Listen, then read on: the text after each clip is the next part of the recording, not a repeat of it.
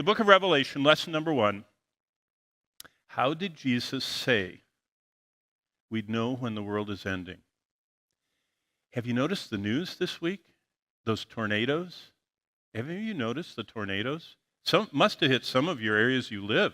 I mean, there were horrible, some of the most devastating tornadoes in history. Do you know what they found out? America has the worst weather in all the countries of the world, just because of geographically where we are. The polar vortex comes down, the warm Gulf air comes up. We've got both oceans, kind of bracketing our country. And that combination of ocean, Arctic, and warm, moist, the humid air coming up makes a cauldron for the most powerful weather. But we'll see in a minute, that's only one of the things the Lord says is how we know about the end of the world. Jesus actually gave us a map of the future. Before we go to Revelation, I have to answer for you why we would even believe in prophecy, why we would even believe that the world is going to end, why we wouldn't join the guy from Star Trek, what's his name, Shatner. You all know? Is that too old? Do you know the original Star Trek? Yeah, William Shatner, the original Star Trek, before all these other iterations. He's 91 years old. When I was your age, he was really young, and he was doing Star Trek, the original. They were coming out week by week. Do you know what he just said? He said the current generation is four-letter word, that really bad four-letter word. They're doing that to the world. They're effing the world, as he put it. And I thought, what are you talking about? He said, this world is what our mother that keeps us alive. And if you don't have this mother keeping you alive, you have nothing. And I thought, do you know what Mr. Star Trek is saying? He's an earth worshiper. He believes that the earth is all there is and our life is tied to it. And he has no concept of the hymn that's come from the scriptures that says, this world is not my home. I'm just passing through. Now, for you have to make a decision because you're living in a generation that thinks this earth is all there is. And they're living like that. They're building their life on it. They're building their job choices, their time investment on this world is all there is, and I've got to get as much of it as possible because I'm only here once and, seize the day. Well, Jesus actually gave us a map of God's future. He introduced it in Matthew 6. How many of you know the Lord's Prayer? Our Father which art in heaven. You all know that? And if I start it, you could finish it. Do you know what it says in there? Thy kingdom come. You know that, right? Because you've all quoted that prayer.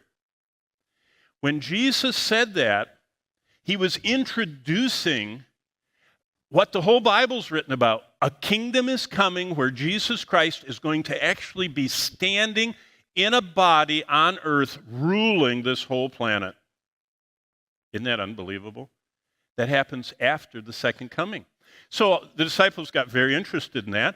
And so Jesus started explaining it, and he outlined the whole thing in Matthew 24. Matthew 24 and 25 is Jesus' longest sermon about the future.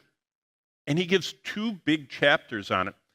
But then one of the disciples that's sitting there watching all this and listening to all that gets to be the last disciple alive, and he's in exile, and Jesus comes to him and illustrates the future. That's what the book of Revelation is. It's kind of like the National Geographic. When I was little, I read every National Geographic. In fact, I started reading them when I was like 2 years old, before I could read. Why? Because it was mostly what? Pictures, illustrations of everything, from butterflies to banana trees, and balloons and everything in between. And I love the illustration of the world. You want to know about the future? The picture book is what we're studying this week. And this is basically what Jesus said. There are trends for the end of the world. Starting in Matthew 24, verse 8, and then on into verse 33 and 34, he talks about what the world looks like. Now, think about this. The whole way that we see the book of Revelation is Jesus returning and describing for us what the earth looks like as he comes back. That's how we can tell what the end of the world looks like. Now, just look at those verses. Uh, all of these are the beginning of sorrows. And he lists off, the wars and rumors of wars and plagues and famines and pestilence. So also when you see, now look at this, all of these things. Did you know there's never been a generation in history that saw them all until your generation? You say, all what? Well, how about this one? It says in Revelation 11 that when a certain event happens, the two witnesses are killed by the Antichrist. Do you know what it says? You know what God said? The whole world will see that event. Let me ask you, how many events did the whole world see? I don't think the whole world saw every event until we get to maybe the coronation of Queen Elizabeth, but even then it wasn't the whole world. It was like 1 billion people, and they thought that was huge. Why? Because there was not yet invented until 1953 what we call television. Most people don't say that, they say TV. And most people don't even say TV anymore. They're on their phone, But the Bible talked about the whole world seeing things. And that was impossible till 1953, when television started being broadcast internationally. Then Jesus went on to say in verse 34, "Surely I say unto you, this generation will by no means pass away till all these things take place." I'm glad I'm not teaching Matthew. I see it's on your schedule, so I don't have to explain how long a generation is and which generation he's talking about. But basically, Jesus said there's going to be a collection of things, and when someone sees all of them, the generation it does is going to be the terminal generation. What are those trends? Well, basically, Jesus describes in Matthew birth pain characteristics. What's a birth pain? Jonathan said I have 8 wonderful children. Actually, we have 9. We lost one. We lost one in the 80s and died prematurely. And I used to always introduce that event to people, and I say, well, we have one already in heaven, and the rest we're really praying for, because they were born sinners. But I've watched a lot of births. A birth is an event in a woman's life that is unforgettable and gets more so because it totally captivates her body, her mind, her emotions, all of her nerves. Everything is affected by those contractions. Well, the birth pain characteristics of the end are they're going to be more and more visible. If you read the news, everyone's talking about the number of F-level tornadoes last week. F1, F2, F3, F4, F5 is the biggest.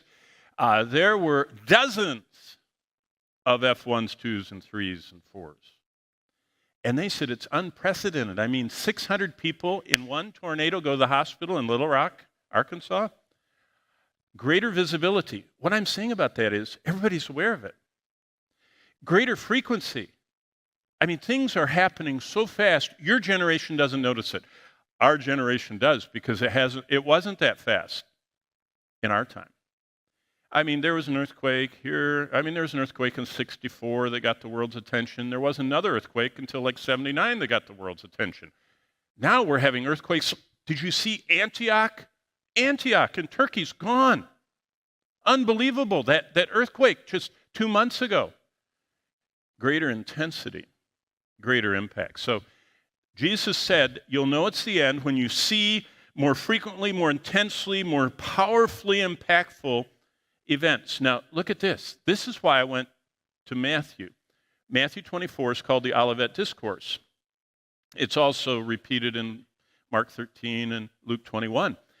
But the events Jesus talks about in that message in Matthew exactly parallel the events in Revelation. That's why I said John just is the illustration of all those things. What are some of the end of the world trends that I'm going to show you in the next few moments? We have 36 moments or minutes until we're gone. Well, the end of the world trends are global diseases, and they're going to get more lethal. Have global diseases affected your life or anybody around you lately?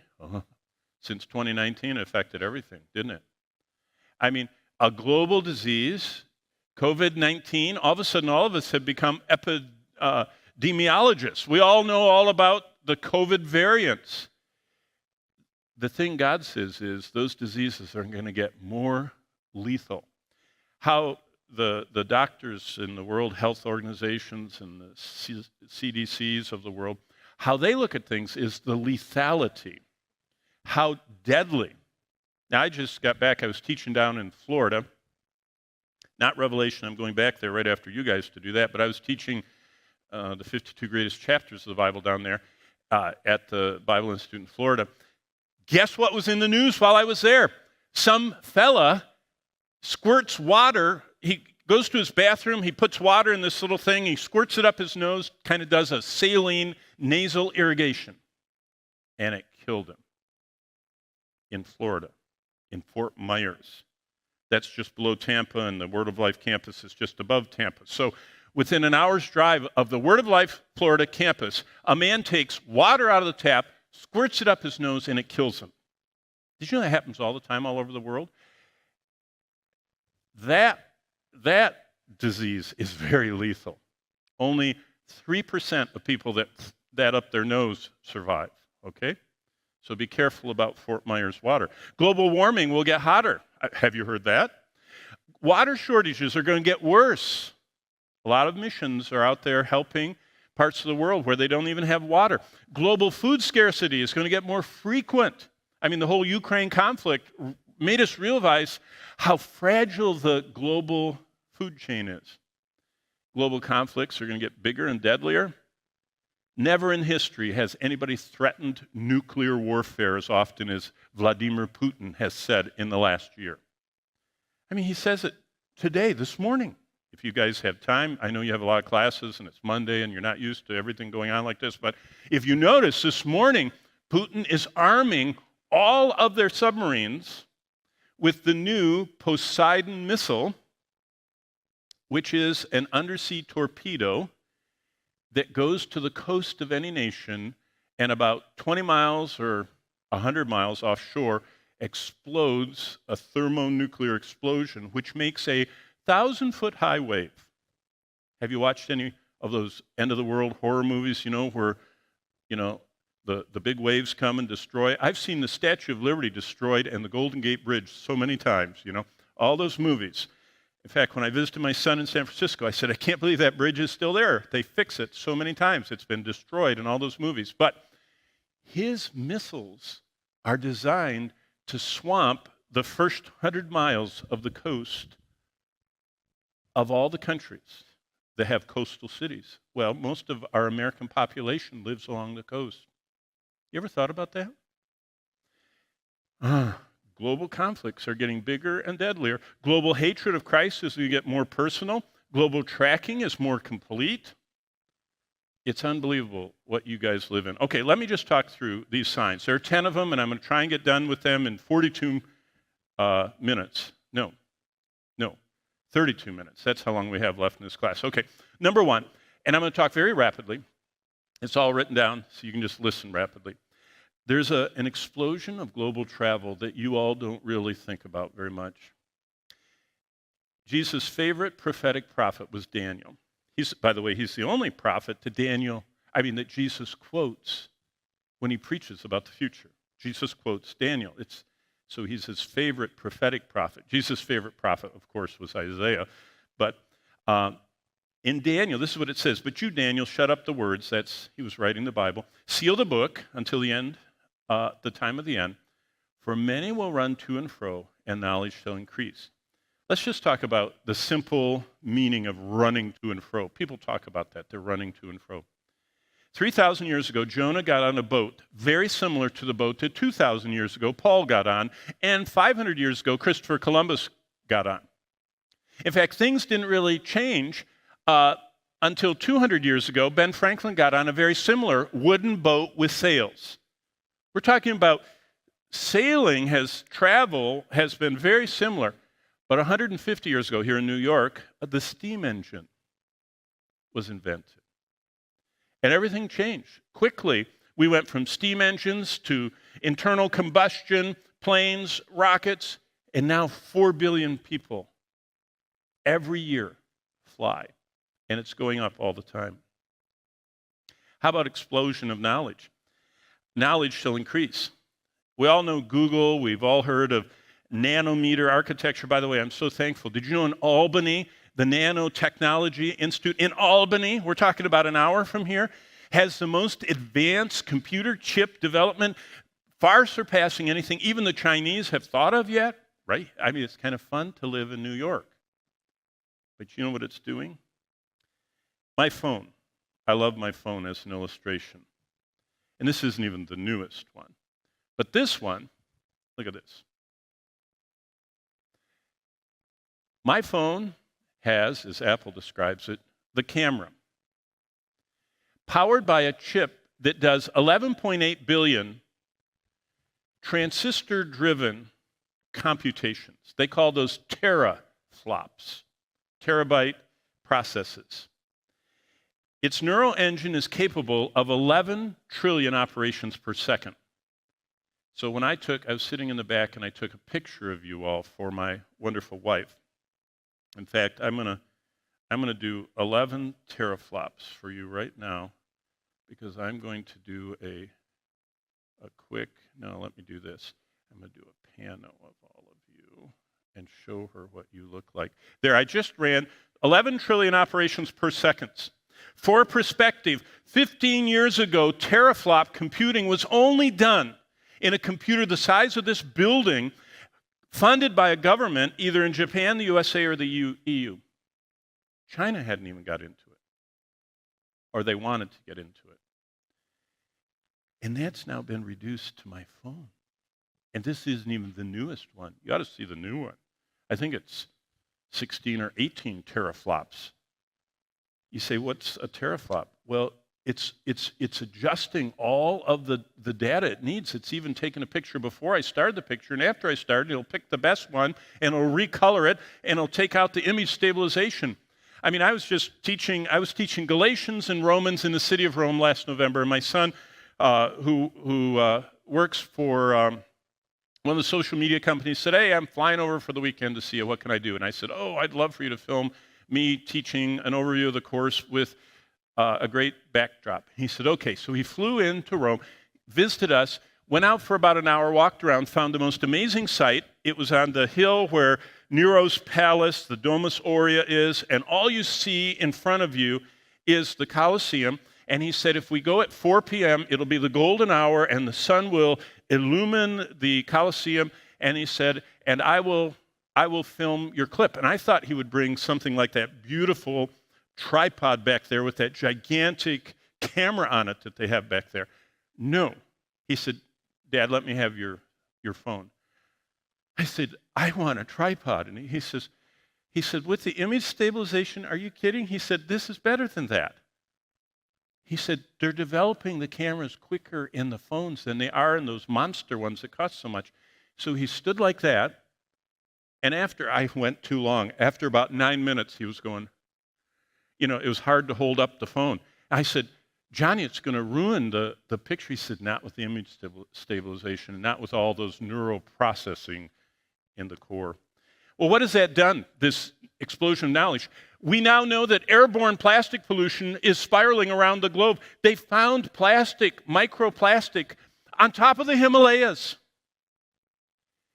That means that the world is dying.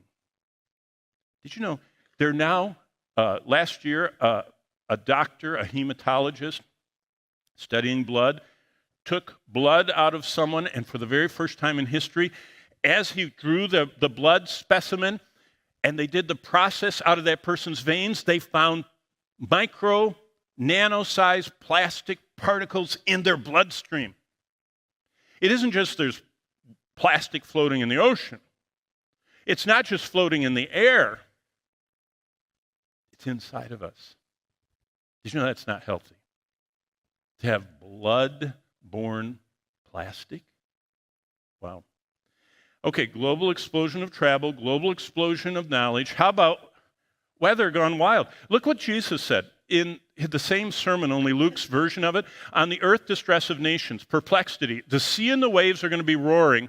And look at verse 26, one of my favorite Greek words describing prophecy. And people's hearts will fail them from fear. and the expectation of those things which are coming on the earth.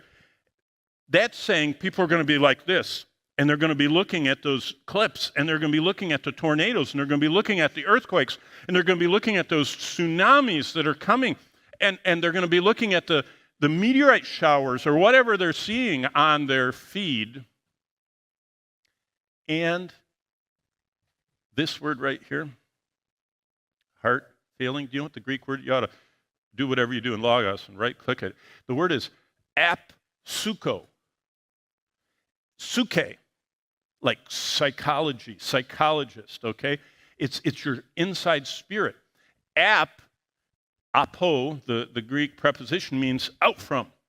It means people's life will pop out of them. In other words, they're just going to die of fear on the spot. They're going to apsuko. Wow.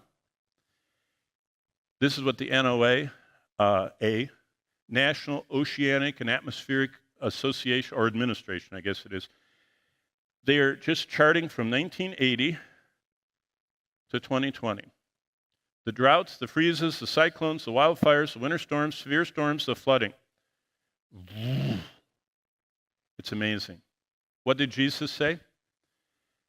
He says that there will be earthquakes and famines, and pestilences, and signs in the sun and the moon and the stars, and perplexity and the sea roaring, and it's going to scare people. Now, watch this. This was just last year. That's a satellite image from the NOAA. Come on, do it again. There we go. Look at this. This is a derrico. This is one of the Great Lakes right there. So that's Chicago right there, and this is Michigan. And this derrico is straight line winds. I was headed to a Word of Life board meeting, and we stopped in Iowa, and we had been driving for an hour toward where we were going, and I said, honey, look at the cornfields are all down. I didn't even know they had this. Like 60 miles of cornfields were all laying down in August. I mean, they couldn't harvest them. They're supposed to harvest them standing up. They were flattened completely by that thing. And that was just a blip. Widespread damage to millions of acres of corn and soybeans across central Iowa. Wow. Okay, number 4, explosion of global communications. I already told this to you. Revelation 11, it says, and those from the peoples, tribes, tongues, and nations. Who else are there? This is the whole world. You describe the world from first century perspective by all the peoples, all the tribes, all the tongues, all the nations. Everyone in the world will see something. That was not possible until modern times. In fact, it really wasn't possible till, what year did the iPhone start? 07? I think. 09? 07. The first time people had portable electronic devices that received and transmitted video. Look, yesterday, Facebook Live, 4:30 p.m. yesterday. The dark blue are all the people that are looking at video on Facebook. I know, I didn't get WhatsApp, and I didn't get whatever all the other ones are, just Facebook, mostly old people Facebook. But look at this. From New Zealand all the way through the Aleutian Islands and the all the way up here, even in the peninsula of Russia, they're all watching videos. And look at all the green ones. The green ones are people that are transmitting, live streaming. Unbelievable. In fact, I think that a lot of the events in Revelation are going to be watched as people are going, and they're filming, the demon coming out of the pit, or they're filming the angel coming down, and it's going to be seen by everybody live. Amazing. And then pandemics. Matthew 24 and Luke 21 talk about global pandemics. We've already gone through the COVID time. Here's our Fort Myers. U.S. man dies after using tap water to rinse his nose. March 2nd. See, I was at Word of Life doing the Bible conference. Here's this brain-eating amoeba. There it is, under a microscope. And there's the guilty carrier. tap water. 97% lethal. Most people have never even heard of that one. You've all heard of Ebola. This brain-eating amoeba, it's called Naegleria fowleri. 97% lethality. It's even more lethal than Ebola. And we're living in a time, I was thinking about that because in January, I don't know, Bonnie and I flew through Orlando. One of my children was there with our grandchildren, so they said, come over, and they bought us a wristband, and we went in to see them, and we were in some part of Disney World, and do you know what they were doing? They were spraying water like mist, and the kids were running through it in Orlando. They were running and breathing in water mist at Disney. And just 50 miles from Disney, the brain-eating amoebas are in the tap water. And I thought, would my son let my grandchildren in all that water vapor at Disney if he had any idea that they could get Naegleria fowleri with brain-eating amoebas? Can you imagine how scary that is? How about the explosion of digital money and global tracking? I was speaking, Bonnie and I were invited. We're missionaries, and one thing that I do, what I do here, I also do in other places, and we were invited for 4 years in a row to speak to all the medical missionaries that work in closed countries. There are 65 countries where the gospel is not allowed in. They're either Muslim or totalitarian or uber secular. And so all the missionaries that work there in hospitals, that's how we're reaching all those closed countries, with hospitals, with all Christian doctors, all Christian nurses, all Christian staff, and they're allowed by the host country to do whatever they want on that hospital property for the name of Christ. So they're doing a lot, so it's great. But these people are really beaten down by the repressive cultures and by the darkness and everything else, and so they come out once a year to these big conferences. And I, for 4 years in a row, got to speak to 800 doctors and nurses, so like this whole room full. And they alternate where they meet. Thailand, and then another one that's near Africa. So we do an Asia one, and we do a Europe, kind of a African area one. And I was speaking along to them, and we left the conference, and I was taking my car to get some gas. So we were in Thailand, and I stuck my card in, pulled it out. My phone was in my pocket. I'm in Chiang Mai. Clicked the card, and all of a sudden I felt my phone go. I thought, oh, I hope it's nothing wrong with the kids. And I pulled it out, and my phone had a message from Chase. Now, all I had done is, and instantly, and it said, are you authorizing your card to be used out of the country in Thailand?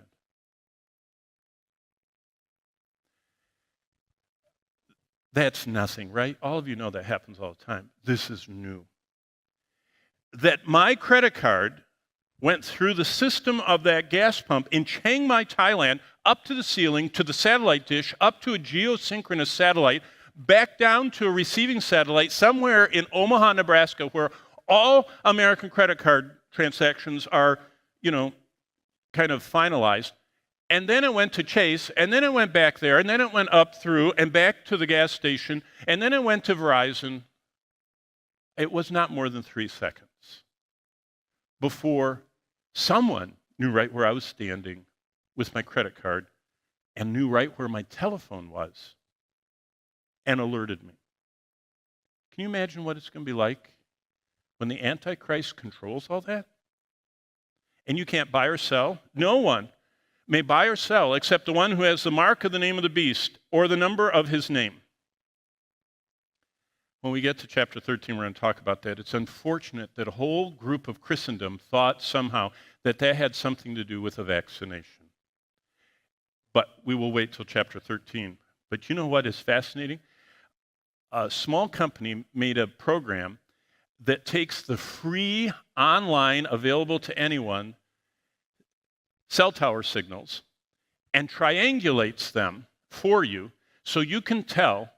This is not AirTags by Apple. This is a free program that can take Verizon, I don't even know all the carriers, T-Mobile, I don't know the rest of them. You can get their free, public, available logs. There are trillions of them. Of every cell phone has a number, and every cell phone has constant cell tower coordinates. And all that's online and available. And this little app, if you just find out someone's IP address for their phone and plug it into this app in your hand, it will show you on a map everywhere that phone has been instantly. So what this person did is they went outside of Langley, Virginia. Do you know what's in Langley, Virginia? Yeah, the CIA headquarters. And they sat outside and they ran a program to get all of the IPs, didn't know whose they were, of all the phones coming and going, which also there are these big antennas that catch all that. And so they sat there for a day and got all the cars coming in and out of Langley for a week. And then they put on a map where 50 of the phones went after a week.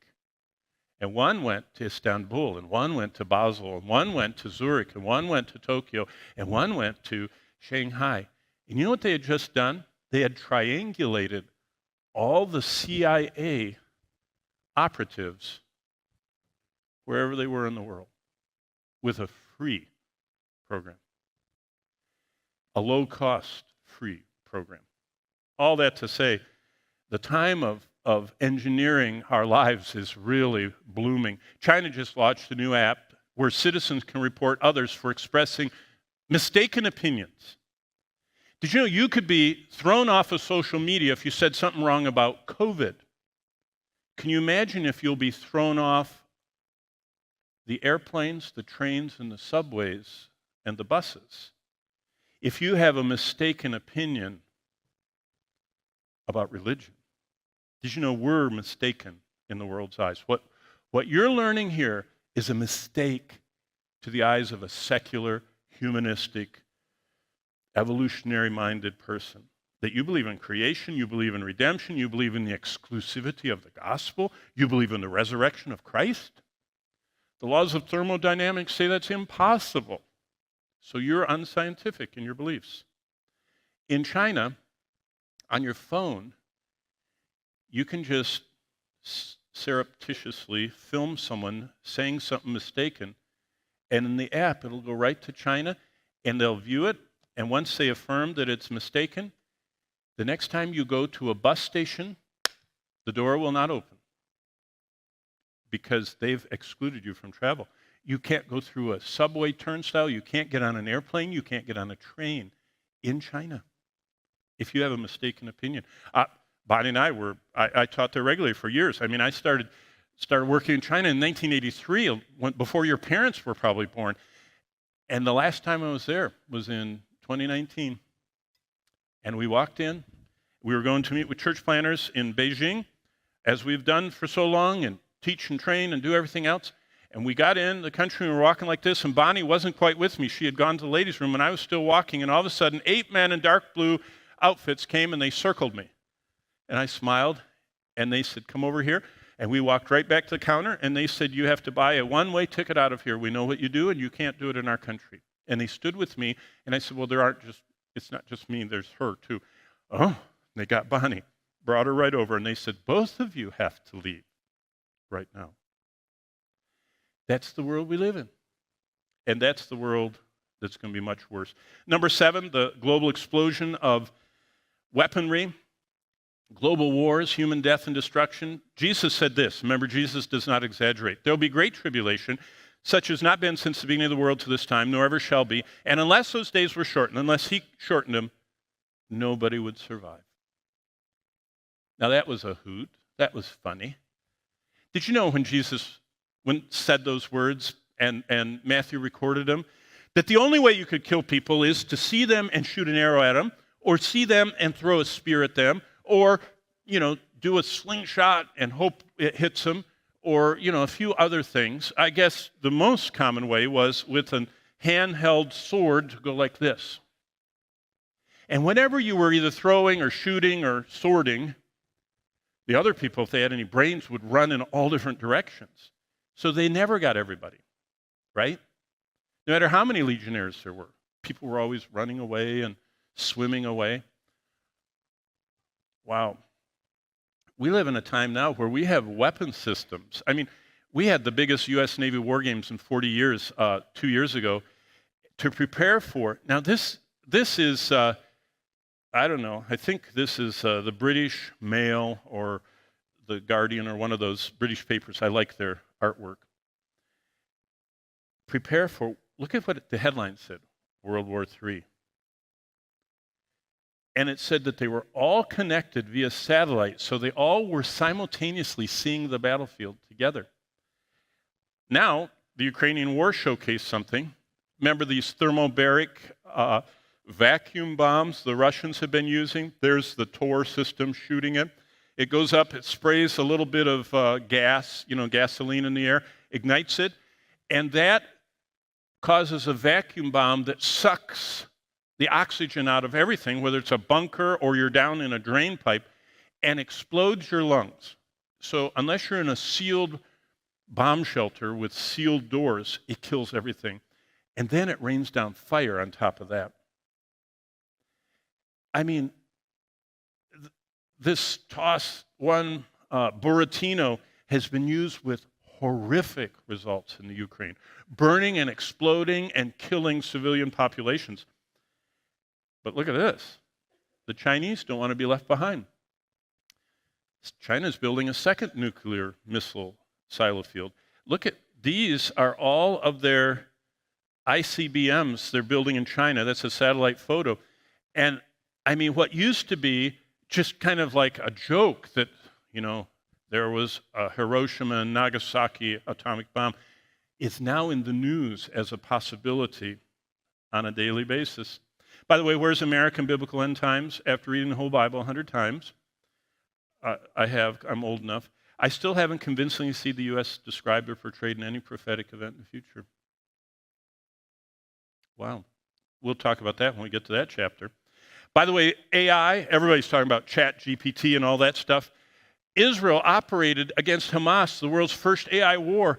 They almost had no soldiers even injured in that last war. They operated total with AI, and they put in all the satellite feeds they'd been watching with all of their drones, everything that was going on, and they sent autonomous, unmanned vehicles to go and knock out all these things. It was the most amazing. It was almost like a video game. And they even had these little things. Look at this. This is a little destroyer launched from the tank. No person on there, has everything. Grenade launcher, 50 caliber, all kinds of stuff. Remind me of Revelation. I mean, look at that headline. The countdown to World War III, Russian missile blitz, all-out attack, oil breaks 100. And that was a year ago. That's old news. That's unprecedented news. You know what we found out? The Russians have this Sarmat missile. It travels 4.5 miles per second. That's 9 times faster than a bullet.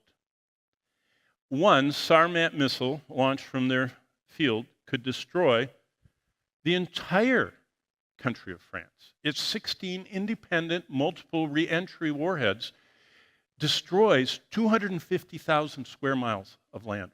One missile. Oh. You know what else it says in Revelation?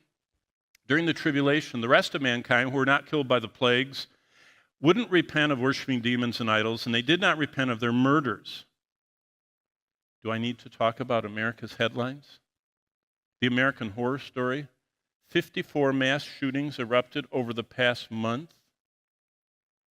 That was, what's the date on that article? I don't know. I mean, that was last year. That's old news. We're seeing murders on an unprecedented scale. Unbelievable. Well, number 8, we have 6 minutes.